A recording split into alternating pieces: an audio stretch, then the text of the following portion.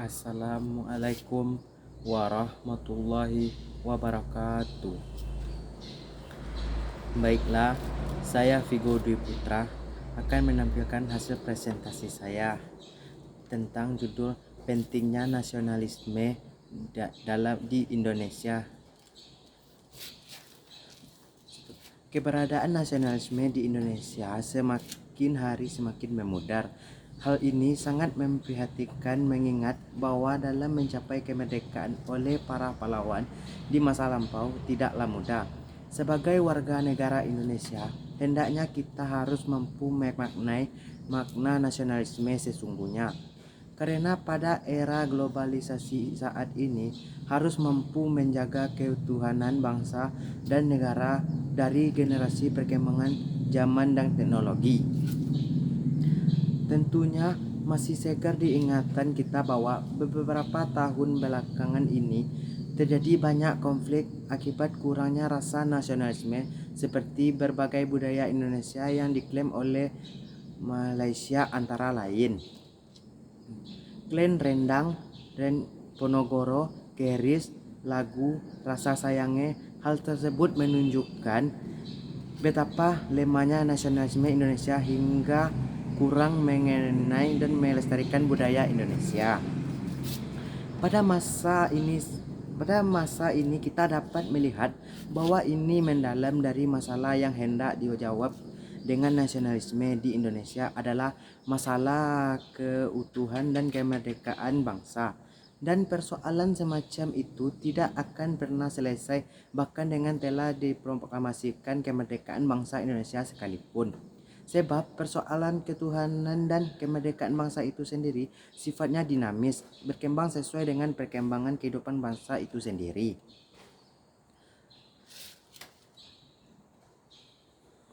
Dan rumusan masalahnya. Bagaimana nasionalisme Indonesia saat ini? Faktor eksternal apa saja yang memperlemahkan nasional Indonesia? Faktor-faktor internal apa sajakah yang memperlemahkan nasionalisme Indonesia? Bagaimana agar nasionalisme Indonesia saat ini agar semakin kuat? Tujuannya untuk mendapatkan gambaran tentang kondisi nasionalisme di Indonesia pada saat ini. Untuk mengetahui faktor eksternal apa saja yang memperlemahkan Indonesia. Untuk mengetahui faktor internal apa saja yang memperlemahkan nasionalisme Indonesia. Untuk memperoleh pengetahuan bagaimana memperkuat kembali nasionalisme Indonesia yang sudah semakin pudar. Pengertian nasionalisme. Secara etimologis, kata nation berakar dari kata bahasa Latin nation. Kata nation sendiri semakin akan kata nasti, yang dalam penggunaan klasiknya cenderung memiliki makna negatif, peyoratif. Ini karena kata nasti digunakan masyarakat Romawi kuno untuk menyebut ras, suku, atau keturunan dan organ yang dianggap kasar atau yang tidak tahu adat menurut standar atau patokan moralitas Romawi. Perdana dengan bahasa Indonesia sekarang adalah tidak beradab, kampungan, kedaerahan, sejenis kata natio.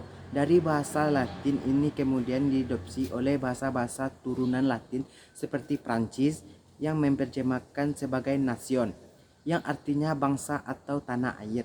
Juga bahasa Italia yang memakai kata nascere yang artinya tanah kelahiran. Bahasa Inggris pun menggunakan kata nation untuk menyebut sekelompok orang yang dikenal atau didefinisikan sebagai identitas berdasarkan aspek sejarah bahasa atau estis yang dimiliki oleh mereka. The Global International Direction 1992. Pengertian ini jelas mempengaruhi perubahan karena kita nation dan nasionalisme diadopsi dengan dipakai secara positif untuk menggambarkan semangat kebangsaan suatu kelompok masyarakat tertentu.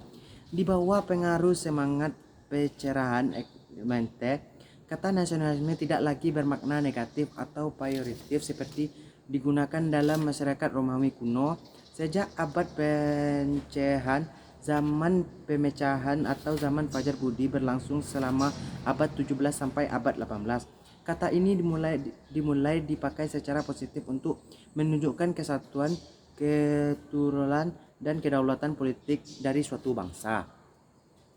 Kesatuan, keturunan, dan kedaulatan politik merupakan dua kata kunci yang penting untuk memahami nasionalisme. Nasionalisme dalam pengertian kedaulatan keturunan akan berbicara mengenai semangat kebangsaan yang timbul dalam diri sekelompok suku dan masyarakat karena mereka memiliki kesamaan yang kultur. Di sini kita berbicara mengenai nasionalisme bangsa Jerman atau bangsa Korea atau bangsa-bangsa di Eropa Tengah dan Timur yang memiliki kesamaan kultur. Semangat kebangsaan dasar kesamaan kultur ini telah terbentuk sebelum terbentuknya suatu negara. Mengacu pada pengertian ini, Indonesia jelas tidak menganut paham nasionalisme dalam artian kesamaan kultur. Kita memiliki popularitas budaya dan estetis yang memustahilkan kita berbicara mengenai semangat kebangsaan atas dasar persamaan kultur. Masih dalam konteks pengertian ini, sebenarnya wajar saja kita orang Aceh berbicara mengenai nasionalisme Aceh, demikian pada orang Papua, Maluku, Jawa, Batak, Bugis, dan Makassar, Bali, Flores, dan sebagainya. Nasionalisme yang merupakan maksud kan tentu saja adalah semangat kebangsaan atas dasar persamaan kultur ini, dan semangat tidak bisa dikatakan sebagai salah satu yang benar.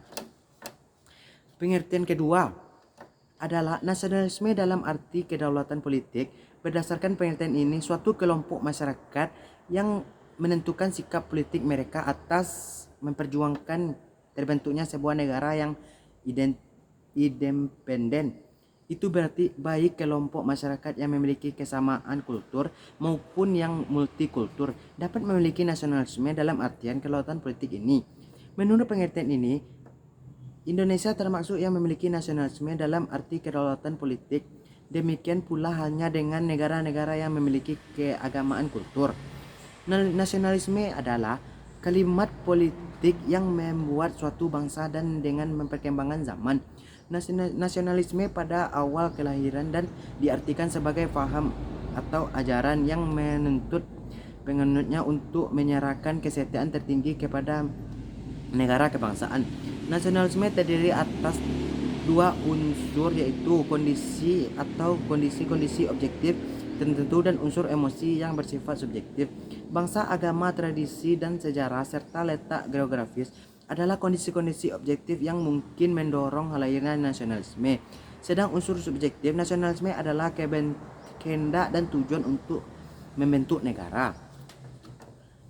Pernyataan bahwa sekelompok manusia mempunyai suatu bangsa atau agama, suatu tradisi, suatu kesamaan sejarah atau bertempat tinggal dengan pasal suatu geografis dapat mendorong timbulnya nasionalisme. Keanegaragamaan tadi tidak menghalangi lahirnya nasionalisme. Sejauh unsur subjektif, kehendak dan tujuan membentuk negara dari nasionalisme telah tumbuh di antara kelompok manusia yang beraneka ragam kondisi objektif. Itu dengan kata lain, kondisi-kondisi objektif di atas baru akan mewarnai lahirnya nasionalisme apabila sudah diterjemahkan ke dalam kesadaran ini untuk membentuk suatu negara. Nasionalisme didefinisikan sebagai suatu paham tentang sikap loyal yang tulus dan rasa cinta pada negara dan bangsa dengan bentuk yang disesuaikan dengan zamannya. Suatu wujud nyata dari nasionalisme sebagai paham dapat kita lihat dari saat rumusan sila-sila Pancasila dan pasal-pasal dalam UUD 1945 yang dibahas dalam sidang-sidang BPUPKI maupun PPKI. Proses dalam perumusan sila adapun pasal-pasal menunjukkan bagaimana pada akhirnya golongan tua dan golongan muda harus mengakui kenyataan untuk lebih mendahulukan kepentingan bangsa dan negara ketimbang kepentingan golong mereka sendiri. Sementara proses mendesak antara kelompok pada muda dan Soekarno CS dalam peristiwa Rengas Dengklok memberi gambaran nyata bagaimana nasionalisme sebagai gerakan telah menjiwai kaum muda di masa itu. Nasionalisme merupakan kesadaran kolektif kelompok orang bangsa untuk bersatu karena mereka terancam dapat pada diri mereka, sekaligus ada pemberi mereka sejahtera, adil dan makmur kepada negara yang mereka bentuk. Bila pemilihan terwujud, maka muncullah rasa cinta tanah air atau negara. Nasionalisme sebagai landasan sikap untuk menjadikan kesejahteraan seluruh warga bangsa sebagai acuan utama dalam berpikir, memilih dan menentukan kebijakan maupun dalam bertindak bagi setiap warga bangsa dan lembaga-lembaga kenegaraan maupun kemasyarakatan. Tetap kita perlukan saat ini, sebab hanya dengan itulah cita-cita mewujudkan kemerdekaan bangsa dalam artian yang luas dapat kita wujudkan setiap demi setiap. B. Latar belakang lahirnya nasionalisme Indonesia. Tumbuhnya paham nasionalisme bangsa Indonesia tidak dapat dilepaskan dari situasi politik pada abad ke-20. Pada masa itu, semangat menentang kolonialisme Belanda mulai muncul di kalangan pribumi. Ada 3 pemikiran besar tentang watak nasionalisme Indonesia yang terjadi pada masa sebelum kemerdekaan, yakni pada keislaman, Marxisme dan nasionalisme Indonesia. Pada analisis nasionalisme, keberanggapan bahwa Islam memegang peranan penting dalam pembentukan nasionalisme.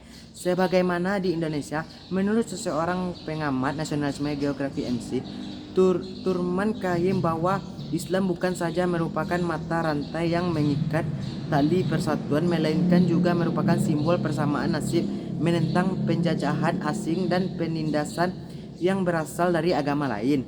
Ikatan universal Islam pada masa perjuangan pertama kali di Indonesia dalam aksi kolektif dipropori oleh gerakan politik yang dilakukan oleh Syarikat Islam yang berdiri pada awalnya bernama Syarikat Dagang Islam di bawah kepemimpinan HOS Terkorominoto, H. Agus Salim dan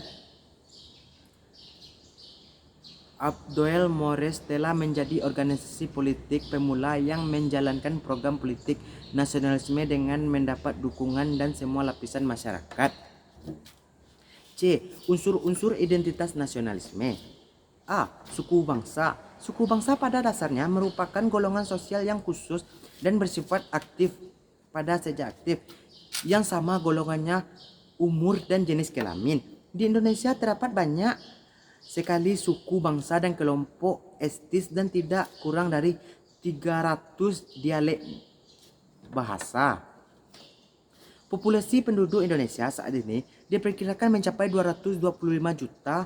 Dari jumlah tersebut diperkirakan separohnya beretnis Jawa, sisanya terdiri atas etnis yang mendiami kepulauan luar Jawa. B. Agama dan kepercayaan. Bangsa Indonesia dikenal sebagai masyarakat yang memegang teguh ajaran agama. Agama yang bertumbuh kembang di Indonesia meliputi Islam, Kristen, Katolik, Hindu, Buddha, Konghucu, dan agama dan kepercayaan tersebut. Islam merupakan agama yang dianut mayoritas oleh bangsa Indonesia 90%. Harus diakui bahwa kehidupan agama yang plastistik pada awalnya dapat hidup serasi dengan seimbang, dengan lebih menekan pada sifat toleransi dan menghormati. C. Kebudayaan. Kebudayaan adalah pengetahuan manusia sebagai makhluk sosial yang isinya adalah perangkat-perangkat atau modal-modal pengetahuan secara kolektif digunakan oleh pendukung-pendukungnya untuk mentafsirkan dan memahamkan lingkungan yang dihadapi dan digunakan sebagai rujukan atau pedoman untuk bertindak dalam berbentuk melakukan dan benda-benda kebudayaan sesuai dengan lingkungan yang dihadapi. Intinya adalah kebudayaan yang merupakan patokan nilai-nilai etika dan moral baik yang tergolongan sebagai ideal atau yang seharusnya worldview maupun yang operasional dan aktual di dalam kehidupan sehari-hari. D. Bahasa. Bahasa Indonesia sangat kaya dengan aneka suku bangsa yang masing-masing memiliki karakter sendiri. Termasuk di dalamnya bahasa yang digunakan secara umum. Setiap suku bangsa terbagi atas 2 kelompok, yaitu kelompok pertama, suku bangsa yang memiliki bahasa lisan dan tulis, aksara, suku Jawa, Bali, dan Batak. Kedua, suku bangsa yang hanya memiliki bahasa lisan saja, misalnya suku Dayak, Bajar, dan lain-lainnya. Menurut tim ICCI UIN Jakarta, bahwa bahasa ini pakai sebagai sarana mendeterinasi antar manusia melalui peristiwa Sumpah Pemuda 28-10-2008. Para tokoh pemuda dan berbagai latar belakang suku kebudayaan menetapkan bahasa Indonesia sebagai bahasa persatuan bangsa Indonesia, yaitu bahasa yang mempersatukan seluruh elemen masyarakat, etnis dan suku bangsa yang hidup di wilayah Kepulauan Nusantara. D. Definisi konsep nasionalisme Indonesia. Negara bangsa. Menurut pasal UUD 1945 dijelaskan bahwa negara Indonesia adalah negara kesatuan yang terbentuk republik. Republik merupakan bentuk negara kesatuan Indonesia, yaitu suatu bentuk pemerintahan yang bersifat astehesis, monarki, dan kepala pemerintahan, bahkan seseorang raja, dan sistem pemilihan untuk menduduki jabatan politik. Selain bentuk dan kedaulatan negara, Konstitusi UUD 1945 juga memuat ketentuan-ketentuan tentang kelengkapan negara yang terdiri dari dasar lembaga legislatif, eksekutif, dan yudikatif pemerintahan. B. Warga negara. Undang-Undang Dasar 1945 menentukan bahwa yang menjadi warga negara Indonesia adalah orang-orang Indonesia yang asli dan orang-orang bangsa lainnya diserahkan dengan UU sebagai warga negara. Perbedaan konsepsi warga negara produk, yaitu bahwa produk adalah warga negara Indonesia dan orang asing yang bertempat tinggal di Indonesia. C. Dasar Negara Pancasila. Setelah Indonesia merdeka, terjadi perdebatan serius tentang dasar negara Indonesia. Perdebatan ini terjadi tentang dasar negara antar kelompok Islam yang mengkehendaki Islam sebagai dasar negara dan golongan nasionalisme. Perbedaan akhirnya memperhasilkan sebuah kompromi, yakni BPUPKI bersepakat menghasilkan sebuah mukadimah pada tanggal 22 Juni 1945. Kesepakatan ini ditandatangani sehingga dokumen tersebut dikenal dengan Piagam Jakarta Charter. Setelah kemerdekaan, berkesempatan ini dipersoalkan bahwa orang-orang Kristen yang sebagian besar berada di wilayah timur menyatakan tidak bersedia bergabung dengan Republik Indonesia, kecuali jika beberapa unsur dan Piagam Jakarta dihapuskan. Akhirnya, dan ideologi dan konstitusi negara, akhirnya kelompok Islam bersepakat menghapuskan unsur-unsur Islam yang telah mereka rumuskan dalam Piagam Jakarta. Sejak diterimanya unsur tersebut dan ditetapkan Undang-Undang Dasar 1945 dan Undang-Undang Dasar Negara Republik Indonesia. Sejak peristiwa itu, maka dasar negara Indonesia yang berkedaulatan rakyat adalah Pancasila dan kelima silanya. Nasionalisme Indonesia saat ini. Ketika negara yang bernama Indonesia akhirnya terwujud pada tanggal 17 Agustus 1945 dengan penghuninya yang disebut bangsa Indonesia, persoalan ternyata belum selesai. Bangsa Indonesia masih harus berjuang dalam perang kemerdekaan antara 1945 sampai 1949. Tak kala penjajah menginginkan kembali jajahannya, nasionalisme kita saat itu betul-betul diuji dan tengah digejolak politik divide et impera Belanda. Setelah pengakuan kedaulatan tahun 1949, nasionalisme bangsa masih terus diuji dengan munculnya gerakan separatis di berbagai wilayah tanah air, hingga akhirnya pada masa demokrasi terpemimpin masa nasionalisme diambil oleh ahli negara. Nasionalisme politik pun digeser kembali ke nasionalisme politik sekaligus kultural dan berakhir pada situasi ini dengan terjadinya tragedi nasional 30 September 1945.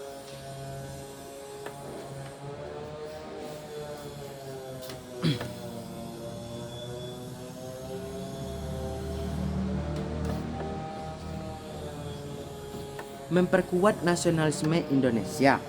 Kesadaran sebagai bangsa yang adalah hal konstitusi atau terbentuknya mengandung kelemahan internal yang serius ketika kolonialisme dan implementasi tidak lagi menjadi sebuah ancaman. Karena itu nasionalisme kita akan ikut lenyap jika kita berhenti mengkonstruksi atau membentuk tanpa harus menyebut sebagai sebuah nasionalisme baru. Kesimpulan dari makalah tadi, dari beberapa pembahas di makalah ini, maka dapat diambil kesimpulan bahwa semangat nasionalisme saat ini, faktor eksternal dan mempengaruhi melemahnya nasionalisme adalah globalisasi. Faktor-faktor internal yang mempengaruhi melemahnya nasionalisme, faktor provinsialisme, kedaerahan dan primordialisme, bespartisisme. Cara-cara memperkuat rasa nasionalisme. Saran saya untuk menggerakkan pembangunan, maka nasionalisme sebagai modal awal pembangunan, karena yang akan membangun bangsa dan negara Indonesia adalah warga-warga negara Indonesia sendiri. Nasionalisme hendaknya ditumbuhkan sejak dini lewat pembelajaran kewarganegaraan dan sejarah pada sektor pendidikan baik secara formal maupun informal. Warga negara khususnya generasi muda diharapkan lebih menjiwai, menghargai, dan melestarikan identitas nasional bangsa Indonesia seperti bahasa, adat istiadat, lagu, kebangsaan, dan lain-lain demi menumbuhkan semangat nasionalisme dan tidak terbawa arus negatif globalisasi yang mampu mengikis semangat nasionalisme. Baiklah, hanya itu presentasi dari saya yang judulnya pentingnya nasionalisme bagi di Indonesia. Saya akhiri dengan Assalamualaikum warahmatullahi wabarakatuh.